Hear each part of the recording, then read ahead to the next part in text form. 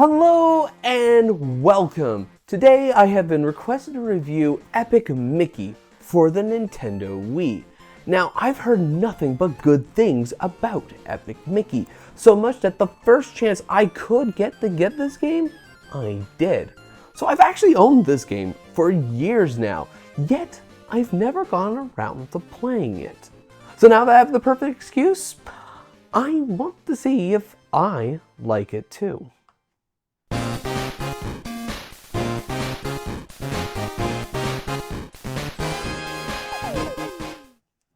On a cursory glance, Epic Mickey looks to be a 3D platformer like many other licensed games from the time.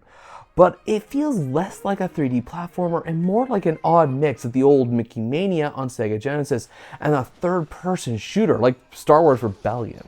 Though instead of shooting things with a blaster, Mickey is spraying things with paints or an acid, a thinner. Yes, there are 3D platforming elements here and there, but most of the time you are shooting enemies with goo, platforming in 2D rather than 3D, and that design constraint feels more like it came from the controller limitations rather than the hardware's. Epic Mickey pushes what the Wii can do with the Wiimote and Nunchuck alone, with every single button used for one action or another. Some of the game's major mechanics, like attacking, are just left to waggle. And I don't know if it's just my Wiimote, but this is not an elegant experience. The cursor is jittery and imprecise. Shaking is tiresome after a while, and I felt discouraged to attack directly, hence why I more associate this with a shooter, since spraying things with positive paint tends to do the same thing. Plus, I was never able to get those paint spirits to work outside of a few accidents, or just sheer dumb luck. Thankfully, platforming works well since there are direct camera controls on the face buttons, even though it feels like I'm constantly fighting that camera. And you will want to fight the auto camera too, especially since this is a game that's worth looking around in. The aesthetics and theming alone is a masterclass. And if it wasn't for the Wiimote, I would forget that I'm honestly playing this game on the Wii. I love the rundown Disneyland look, and I love how you can just build up or tear down the world based on your own aesthetic tastes. But like everything in this game, while it's good on paper, in execution, it just falls short. The game tries to build up paint and thinner as part of this big morality system within the world, but in practice, it just falls short and doesn't matter outside of a few scripted sessions. In fact, it doesn't impact the gameplay in the slightest, since I was able to go and throw baby bunnies into thinner without any consequence. The story here too is also a brilliant idea. Having Mickey meet Oswald in the world which he destroys, both figuratively and literally. However, the story is just so stretched out that I oftentimes forgot what I am supposed to be doing at a given moment.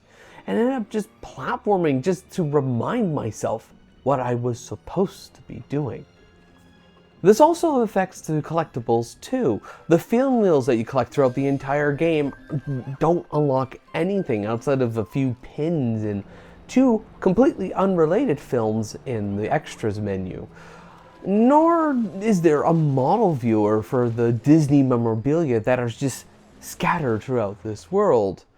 It just feels like this whole game is just an absolute missed opportunity, and what you're left with is a game that's okay, but definitely held back because of the Wii.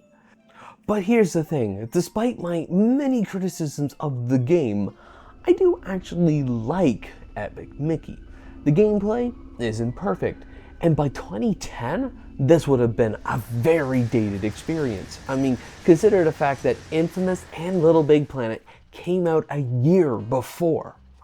But, I mean, we're not in 2010 anymore, we're in the 2020s, and looking back at this game, I feel like, especially as a licensed platformer, it feels and plays a lot better than a lot of other games in this category, especially on the Wii.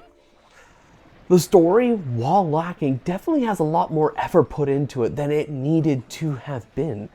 And my only real complaint here is the controls, which were eventually fixed this year with Purple Lamp's remake of it. So while I'm personally not the biggest fan of this game, it's still a very enjoyable game, even on the Wii. And if you have a Wii and are looking to get it, it's not a bad game to have in your collection.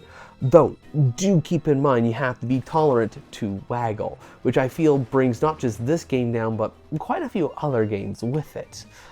And if you just want to get into Epic Mickey or just go through the game's story, or just explore the game's world, you are genuinely better off getting the Purple Lamp remake. But anyways, thank you ever so much for watching. I hope you have yourself a good day, and as always, take care.